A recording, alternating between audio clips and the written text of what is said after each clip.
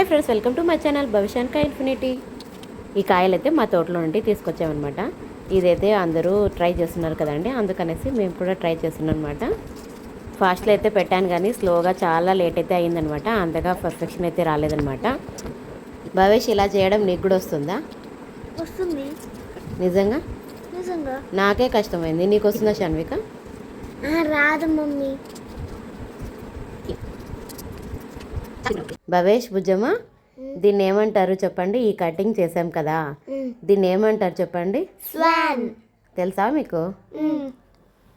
Bhavesh, cutting అయితే నచ్చిందా నీకు? ఇంకొంచెం బాగుంటే బాగుండు మమ్మీ. నీకు షన్విక?